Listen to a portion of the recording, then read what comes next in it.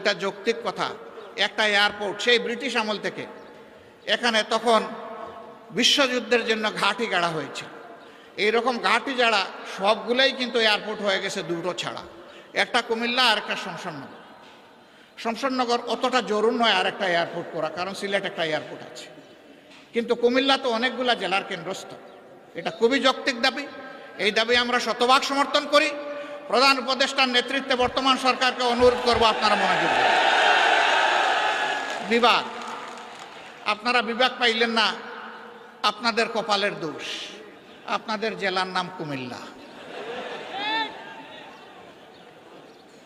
কুমিল্লা জেলাটা কি আমাজন জঙ্গল থেকে এখানে এসে পড়েছে? এটা কি বাংলাদেশের অংশ নয়? মহান স্বাধীনতা যুদ্ধে, 24-এর যুদ্ধে কুমিল্লার কি কোনো ভূমিকা নেই? যদি কুমিল্লার ভূমিকা কুমিল্লা নামেই রাখার সুযোগ থাকে, আজকে কুমিল্লার নামে বিভাগ দিতে অসুবিধা কোথায়? কেন সেটা আটকে রেখেছিলেন? শেখ মুজিবুর রহমান সাহেব দুনিয়া থেকে বিদায় নিয়েছেন, তার সুকীর্তি অথবা তার অন্য কিছু, সেটার মূল্যায়ন জনগণ করেছে, করবে, করতে থাকুক। কিন্তু আপনি ওই জায়গায় জেদ ধরে আপনি কুমিল্লা বিভাগ দিবেন না, একটা জেলাকে তার নাম ধরে অপমানিত করবেন। আপনি বাংলাদেশের প্রধানমন্ত্রী হতে পারেন না।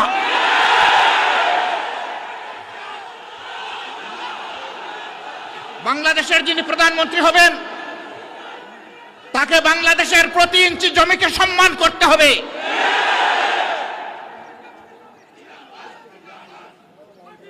এটা একটা জুলুম,